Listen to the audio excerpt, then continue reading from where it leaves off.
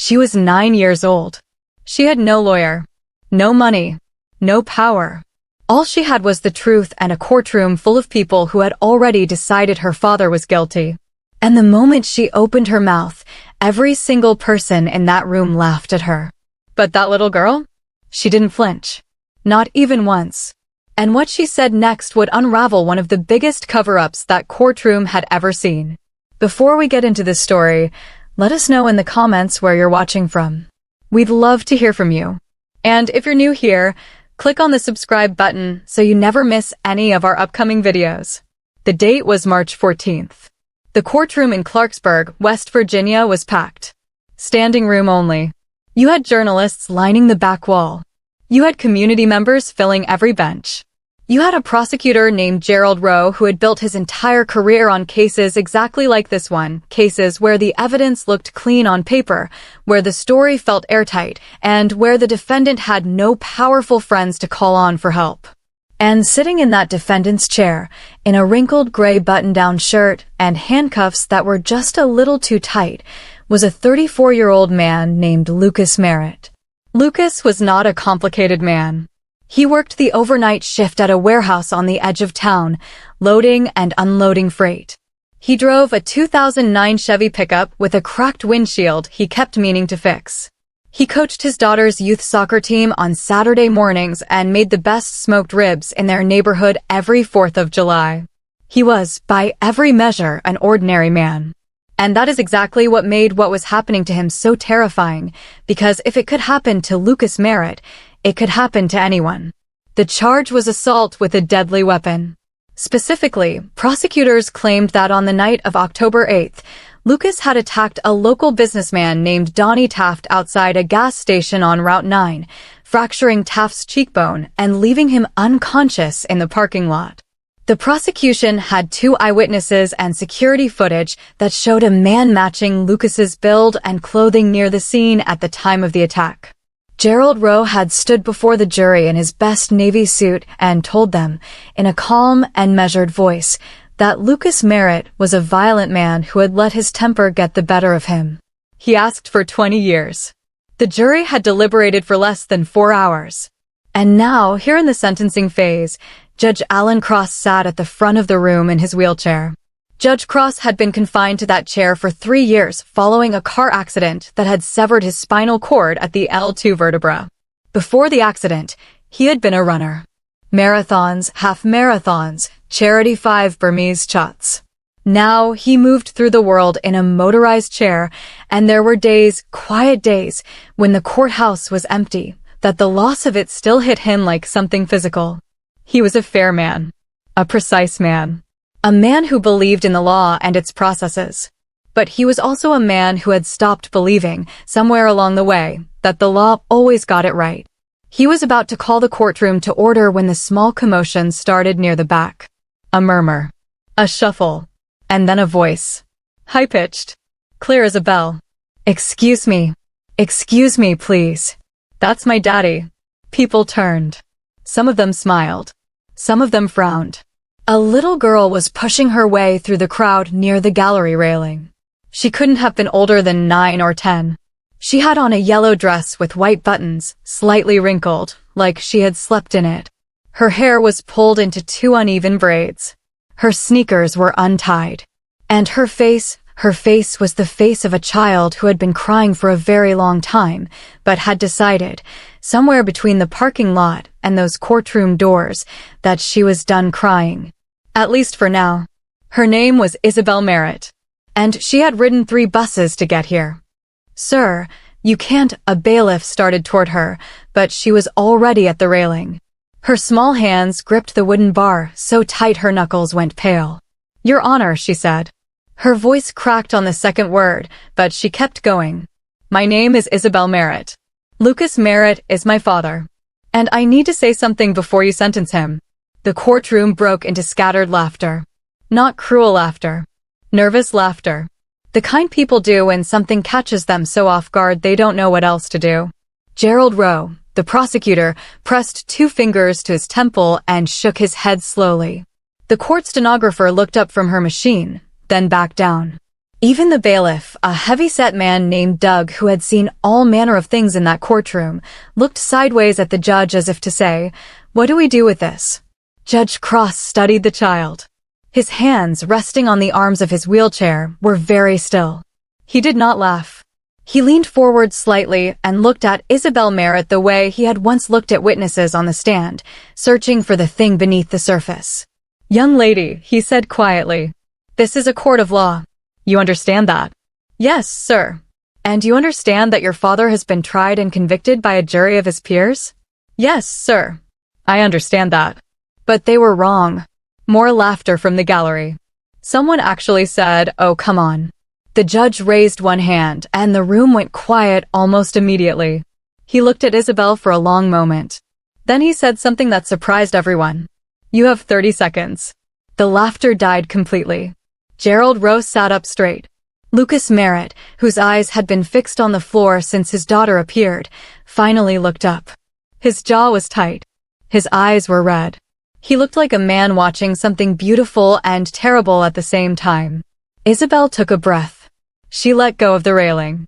She stood up as straight as her 9-year-old body would allow, and she said, "My daddy was with me that night. At the hospital. I was sick. He carried me in, and he stayed all night. He never left. There are nurses who saw him. There are records. He was with me, Your Honor. He was with me the whole time." The room was absolutely silent. "And one more thing," she said. Her voice dropped, and for a moment it was the most sincere sound in that entire building. "I know you can walk again. I know it. But first you have to do what's right. Let my father go. Please." Now the laughter that followed was different. Louder. More uncomfortable. Because the second part, the part about the judge walking again, felt like something out of a movie. Something a child would say without understanding the weight of it. Gerald Rose stood and said, calmly, "Your Honor, I'd ask that the court remove the child and proceed." He didn't raise his voice. He didn't need to. But Judge Cross was still looking at Isabel. And when he finally spoke, his voice was so low that people in the back rows had to strain to hear him. "What hospital?" he said. Isabel didn't hesitate. "St. Michael's. Room 14 in the pediatric unit. October 8th. My daddy brought me in at 8:47 at night. I remember because he kept looking at the clock." Lucas Merritt put his face in his hands. Think about that for a second. A 9-year-old girl. 3 buses. A yellow dress. Standing in front of a judge and a packed courtroom, with no one to coach her, no one to hold her hand. Just a fact. One clean, clear, verifiable fact. And the courage to say it out loud. How many of us, grown adults with resources and education, would have had the nerve to do what she did? Ask yourself that honestly. Judge Cross did not sentence Lucas Merritt that day. He recessed the hearing for 48 hours, citing a procedural review. The official language was dry and formal. What it meant, in plain terms, was this: the judge wanted to make a phone call. He made it that evening, from his office, after most of the staff had gone home. He called the records department at St. Michael's Medical Center. He identified himself. He asked for the patient intake records for the pediatric unit on the night of October 8th. There was a pause on the line. Then a woman named Carol, who had worked in that office for 22 years and had never once received a call from a sitting judge, said she would check. Judge Cross held the phone and waited, looking out his office window at the darkened street below, at the streetlights reflecting off the wet pavement. It had rained earlier. Carol came back on the line 4 minutes later. "I have it," she said. There was a child admitted to room 14 in pediatric on October 8th at 8:47 p.m. A girl, 9 years old. The admitting adult listed as the guardian on the intake form is a Lucas James Merritt. She read off his date of birth. It matched. He signed the forms at 8:53 p.m., and a nurse's note from 11:15 p.m. indicates he was still present in the room. Judge Cross set the phone down on the desk very carefully, the way you set something down when your hands are not entirely steady. The attack on Donnie Taft had occurred at 9:22 p.m., according to the prosecution's own timeline. St. Michael's Medical Center was 26 miles from the gas station on Route 9. Lucas Merritt had signed hospital intake papers at 8:53 p.m. He could not have been in two places at once. The math was not complicated. The truth was not complicated. What was complicated, what made Judge Cross sit in his office until past midnight that night, turning it over and over in his mind, was the question of how this had not come out at trial. The defense attorney had filed a standard alibi request. Records had been requested. And yet somehow, this had never made it in front of the jury. The next morning, Judge Cross contacted a retired investigator named Harold Byrne, whom he trusted implicitly. Harold was 64 years old, had worked homicide for 20 years, and had the kind of memory for detail that made younger cops both impressed and slightly uncomfortable. Judge Cross explained the situation. Harold said 4 words, "I'll start this afternoon." What Harold found over the next 10 days would make your stomach turn. The hospital records had been requested by the defense during pretrial discovery. They had been flagged, logged, and then, according to the digital trail Harold uncovered, quietly redirected through a secondary filing system used by a paralegal in the DA's office named Mark Delvey. Mark Delvey, it turned out, had a private relationship with Donnie Taft that went back 7 years. They had gone to the same church. Their families had vacationed together. And Donnie Taft, it was becoming very clear, was not simply a victim. He was a man with enemies, a man with debts, and a man who had, for reasons that were still emerging, pointed the finger at Lucas Merritt. The why was still coming, but the what was already devastating. Harold called Judge Cross on a Tuesday night. The judge picked up on the first ring. "Someone buried this evidence," Harold said. He didn't say it dramatically. He said it the way you'd read a weather report. Matter of fact. Because to Harold, this was the most dangerous kind of crime, not the passionate kind, not the impulsive kind, but the organized kind. The kind that wore a suit and filed paperwork and smiled in courthouse hallways. The judge sat with that for a moment. Then he said, "How far does it go?" Harold said, "Far enough that I think you need to talk to a nurse." If you've ever fought for someone you love, if you've ever stood in a room where no one believed you and you kept going anyway, type family in the comments right now. Because this story is for you. Her name was Renee Calloway, and she had worked the pediatric night shift at St. Michael's for 11 years. She was 41, a single mother of 2 teenage boys, and the kind of nurse who remembered her patients long after they were discharged. She remembered Isabel Merritt, the little girl with the fever and the father who wouldn't leave her bedside. She remembered because the father had cried in the hallway around 2 a.m., quietly, when he thought no one could see him. She had brought him a cup of coffee and said, "She's going to be okay." And he had said, "Thank you. She's all I've got." Renee had never been contacted by the defense during the original trial. She hadn't even known there was a trial until a colleague mentioned it weeks after it was over. When Harold Byrne knocked on her apartment door on a Thursday evening, she opened it, listened to him explain what he needed, and said, without hesitation, "Yes. I remember that night completely. I'll testify to everything." She wasn't afraid. Not then. 3 days later, she was. She came out of the hospital parking garage after her shift to find all 4 of her car's tires slashed. Sitting under her windshield wiper was a single piece of paper, folded once. On it was a printed photograph, her son's, walking home from school. Nothing written. No words necessary. Renee stood in that parking garage for a long time, the paper in her hand, the fluorescent lights buzzing overhead, the smell of exhaust and damp concrete around her. Then she took out her phone and called Harold Byrne. "Tell me exactly where you are," Harold said. "Don't move." He was there in 20 minutes. He took the paper. He called a friend on the state police who he trusted, someone outside the local jurisdiction. And then he drove Renee to a hotel on the other side of the county and told her to stay put and not to contact anyone on her personal phone. Her sons were picked up from school the next day by Harold's wife, under the pretense of a family friend, and brought to the same hotel. The people behind this were watching. They knew who Renee was. They knew she was willing to talk. And that told Harold everything he needed to know about how organized this was. This was not a panicked cover-up thrown together after the fact. This had structure. This had people in positions of authority who were willing to use that authority to protect one another. The question was who, and how high up it went. Lucas Merritt, still sitting in the county jail awaiting final sentencing, had no idea any of this was happening. He had no idea that his daughter's courtroom moment had set off a chain of events that was quietly reshaping everything. His court-appointed attorney, a young man named Philip Oakes who was 4 years out of law school and genuinely trying his best, had finally been contacted by Harold and was now working 18-hour days, re-examining every document, every witness statement, every piece of the original prosecution's case.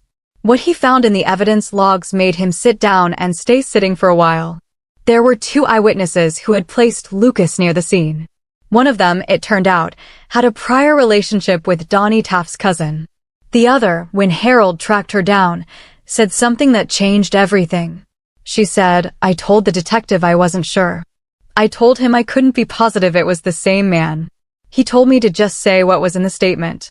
She said it sitting at her kitchen table, holding a mug of tea, not quite meeting Harold's eyes. Her name was Patricia. She was 63 years old.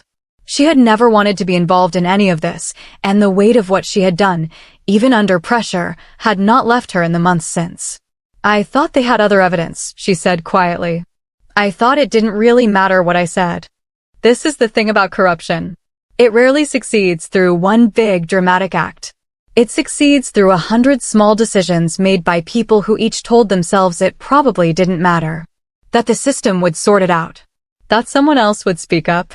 Do you think you would have spoken up in Patricia's position? Think about that honestly. Because most of us would like to believe we would. But Patricia was 63 years old and scared, and she had made the choice that scared people often make. And now she was sitting across from a retired investigator, telling him the truth, because Isabel Merritt had walked into a courtroom in a yellow dress and refused to be quiet. Meanwhile, the threats were escalating. Philip Oakes received an anonymous call telling him to withdraw from the case. He didn't. His car was broken into. Nothing was taken. The message was the point. Harold's contact at the state police, a man named Agent Torres, had by now opened a formal inquiry. What Agent Torres found when he pulled the financial records connecting Donnie Taft, the paralegal Mark Delvey, and 2 others in the DA's office was not a coincidence. It was a pattern. A systematic pattern of evidence redirection that went back not just to Lucas's case, but to 3 other cases in the past 4 years. 3 other men convicted. 3 other sets of suppressed evidence. 3 other families who had believed the system and lost. Judge Cross received this information on a Friday afternoon.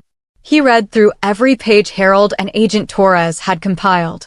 It took him 4 hours. When he was done, he sat for a long time in the quiet of his office. He thought about the law. He thought about the oath he had taken. He thought about the car accident 3 years ago, about the moment when the truck had come through the intersection and everything had changed. He thought about who he had been before and who he had become since.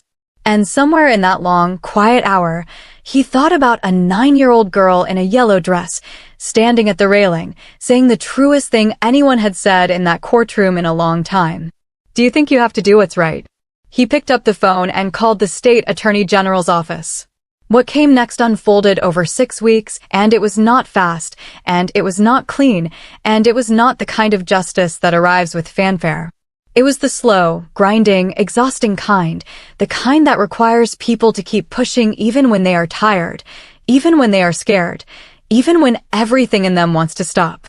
Gerald Rowe was placed on administrative leave pending the investigation. Mark Delvey was arrested on a Thursday morning outside his home, still in a bathrobe, by 2 state investigators and a federal agent. Donnie Taft, the man whose accusation had started all of this, was brought in for questioning. It was during that questioning, in a small room with no windows, that the fuller picture emerged. Donnie Taft had owed money, a significant amount, to people who were not patient. He had needed someone to take the blame for the attack. The real attack had been committed by someone else, someone connected to those people, and Taft had been warned that if he didn't point the finger at a credible alternative, things would go badly for him. He had looked for someone who matched the basic description. Lucas Merritt had the misfortune of fitting it. Did Taft feel guilty about it? Investigators noted that he wept during the interview. Whether that was guilt or self-pity or fear about what was coming for him next, no one could say for certain. But he told them everything. And then Agent Torres's team began pulling on the threads that Taft had given them, and the threads led to 2 city officials, a property management company, and a network of low-level intimidation that had been operating quietly in that county for the better part of a decade. Meanwhile, there was still the matter of Lucas Merritt. He had been in county jail for 4 months by this point. He had lost 20 pounds. He had stopped eating breakfast. He spoke to Isabel on the phone every Sunday for exactly 15 minutes, which was the allotted time, and every Sunday he told her he loved her and that everything was going to be okay. And every Sunday after he hung up the phone, he sat on his bunk and stared at the wall and tried to believe what he'd just said. He did not know the full extent of what was happening outside. He knew Harold Byrne had visited him twice. He knew his attorney Philip was working hard. He knew there was some kind of investigation. But the jail had a way of shrinking the world down to just the immediate, the smell of the meals, the sound of the doors, the length of the day. What he did not know was that on a Tuesday afternoon, Judge Cross had driven himself, in an adapted vehicle, to St. Michael's Medical Center. Not for any legal reason. Not as part of the formal proceedings. He had gone because he needed to see room 14. He parked in the visitor lot and wheeled himself through the main entrance and down the corridor to the pediatric wing. A nurse pointed him in the right direction. He sat outside room 14 for a while, in the hallway, just thinking. There was a child in the room now. A different child. Someone else's small crisis, someone else's frightened parent. The sounds of the pediatric ward, the low beeping of monitors, the murmur of cartoons on small televisions, the footsteps of nurses moving with purpose, surrounded him. He thought about Lucas Merritt, sitting in that room 11 months ago, watching his daughter sleep, watching the clock. He thought about the kind of love that makes a man stay all night in a hard chair beside a hospital bed when the rest of the world is dark and quiet. And he thought about Isabel's voice in the courtroom, high and clear and unashamed. You have to do what's right. And then Alan Cross thought about his own accident. He had reviewed the report many times over the years, in the way you return to a scar, not always consciously, but your fingers find it.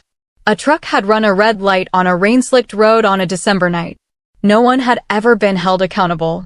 The driver had left the scene. The case had been investigated, briefly, and then had gone cold. Cross had accepted this.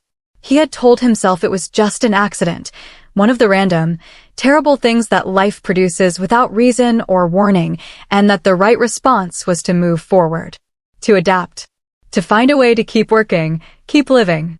And for 3 years he had.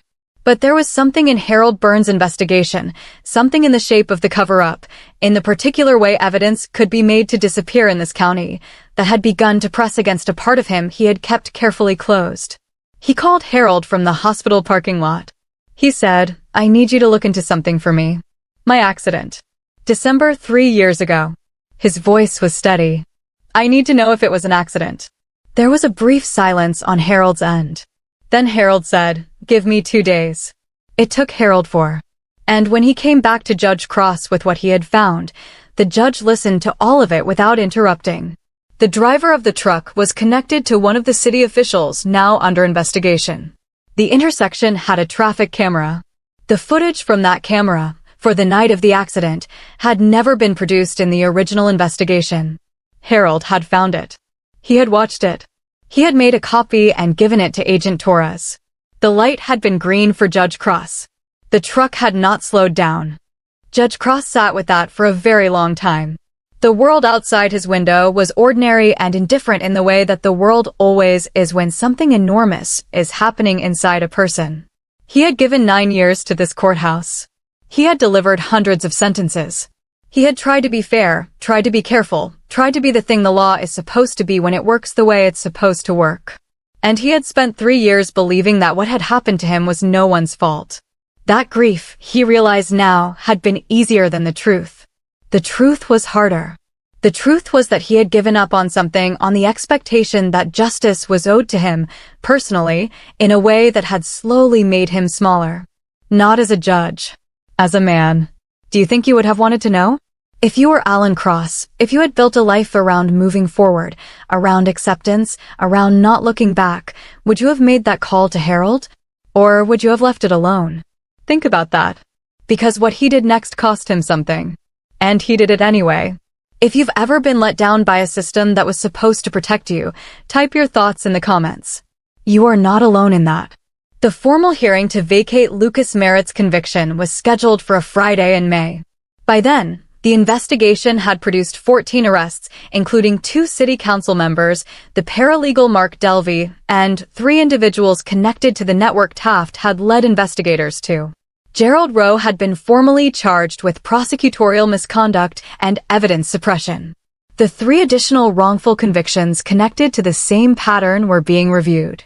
It was, by any measure, one of the largest corruption unravelings that county had seen in decades. And at the center of it, not because she had planned it, not because she was powerful, but simply because she had shown up and told the truth, was a 9-year-old girl named Isabel Merritt. The courtroom on that Friday was packed again. Many of the same faces. Some new ones. Journalists. Attorneys. People from the community who had been following the story as it came out piece by piece in the local paper and then, in the final weeks, in the national press. Nurse Renee Calloway sat in the 3rd row. Harold Byrne sat beside her. Patricia, the reluctant eyewitness who had finally told the truth, sat in the back with her hands folded in her lap and her eyes fixed on the floor. Philip Oakes, Lucas's young attorney, stood at the defense table, and for the first time in months, he did not look exhausted. He looked ready. Lucas Merritt walked in without handcuffs. Philip had fought for that and won. Lucas was thinner than he had been. His hair had grown out. He wore the same gray button-down shirt because it was the nicest shirt he owned, and someone had pressed it for him. He sat down at the defense table and looked straight ahead. And then, from the back of the room, a small figure in a blue dress, the yellow one had finally been retired, came down the aisle and took the empty seat in the front row, directly behind her father. She reached through the railing and put one small hand on his shoulder. He reached up and covered her hand with his. He still didn't turn around. He couldn't, yet. But his jaw unclenched for the first time in 4 months. Judge Alan Cross entered. The room rose. He moved to the front, positioned himself at the bench, and looked out at the assembled faces for a moment before speaking.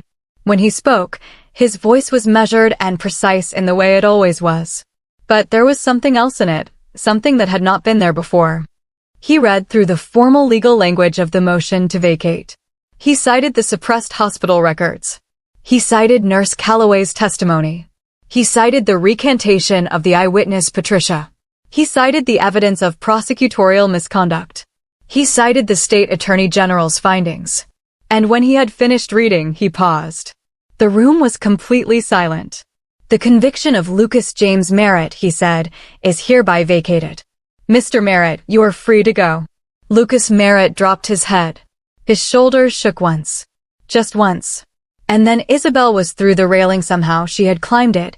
She had gone over it the way only a child can, without thinking about it, purely on instinct. And she was in her father's arms, and he was holding her like she was the only solid thing in the world, which, for the past 4 months, she had been. The room did not stay quiet for long after that. And then something happened that no one had planned. No one had arranged it. It had nothing to do with the legal proceedings. Judge Cross, sitting at the front of the room while the courtroom absorbed what had just happened, reached down and gripped the arms of his wheelchair. He had been doing physical therapy, quietly, for months, not with any expectation. His doctors had been honest with him, but because Harold's discovery had reignited something in him that he had let go cold. He had been working with a specialist. There had been some nerve response. Some possibility. His doctors had been cautious about it, as doctors are trained to be. They used words like marginal and preliminary, and we don't want to create false hope. He pushed himself to his feet. It took a long moment. His hands trembled. His legs were unsteady in a way that was obvious to everyone watching.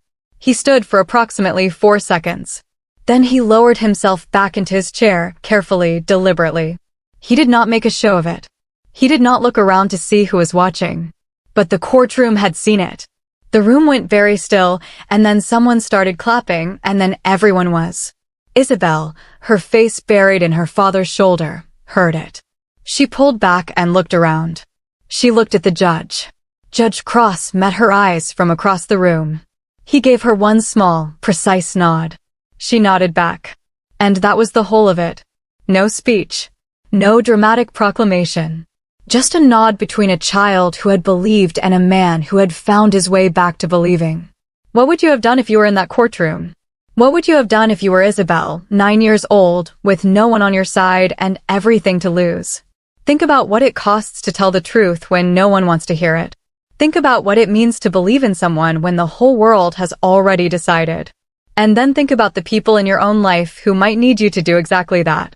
It was a Tuesday morning in late September, and the gym of Clarksburg Elementary School smelled the way elementary school gyms always smell, like rubber mats and floor wax and decades of small sneakers. Folding chairs had been set up in rows. Parents occupied some of them. Teachers stood along the walls. A banner hung across the far end of the gym that read, Academic Achievement Assembly. Judge Alan Cross came in through the side door. He was using a cane now, not the wheelchair, the cane. He had been using it for 3 months. His physical therapist called it remarkable. His doctors used more careful language but smiled when they said it. He walked slowly and deliberately, the way a man walks when he is not taking any step for granted. He found a seat near the front and lowered himself into it. Lucas Merritt sat 2 rows behind him. He was working now for an innocence advocacy organization based in Charleston that helped other wrongfully convicted individuals navigate the legal system. It was not the warehouse job. The hours were long. The pay was modest. He had never felt more useful in his life. He sat with his arms crossed and his expression carefully neutral in the way parents do when they're trying not to look too eager. A school administrator called a name. Isabel Renee Merritt. Isabel walked to the front of the gym. She was taller now. Somehow kids do that, grow in leaps you don't notice until you do. She was wearing jeans and a green sweater. No yellow dress today. She accepted the certificate and shook the principal's hand and looked out at the assembled gym with an expression that was mostly calm and only a little bit nervous. The certificate was a full academic scholarship to the county's enrichment program for exceptional students in grades 6 through 8. 3 years of advanced coursework. A real investment in a real future. After the assembly, in the hallway outside the gym, Judge Cross made his way over to where Lucas and Isabel were standing. He stopped in front of them. He looked at Isabel for a moment with that same precise, searching look he had given her in the courtroom a year ago, the look that was really a form of respect. Then he said, "You promised me I would walk again." His voice was quiet. Not quite steady, but close. "You were talking about my legs. But what you actually gave me was my purpose." He paused. "Thank you, Isabel." Isabel looked at him. She was 10 now, old enough to understand what he meant, young enough to receive it simply, without making it complicated. "You did what was right," she said. "You just needed someone to remind you." Lucas reached out and shook the judge's hand. They held it for a moment. No words were necessary. The hallway was full of noise, kids running, parents calling, the general organized chaos of an elementary school at the end of an assembly. And in the middle of all of it, these 3 people stood quietly for just a moment, connected by something that had cost all of them something and had given back something greater. There is a 9-year-old girl somewhere in the world right now who knows the truth and is afraid to say it. There is a parent right now sitting in a place they should not be, holding on to the belief that someone will do what is right. There is a judge, a teacher, a neighbor, an ordinary person, maybe you, who is one small decision away from being the thing that changes everything for someone else. Isabel Merritt was 9 years old. She had no money, no power, no legal training. All she had was the truth and the love of her father and the refusal to believe that those 2 things weren't enough. And she was right. They were enough. They were more than enough. What would you have done? If you were Isabel, if you were Lucas, if you were Alan Cross sitting in that office on a Friday night with Harold's file open in front of him, what would you have done? Tell us in the comments. Because this story isn't just about them. It's about all of us and what we choose to do when it costs something to do the right thing. And if this story moved you, share it with someone who needs to hear it today. You never know who might be holding on to exactly this.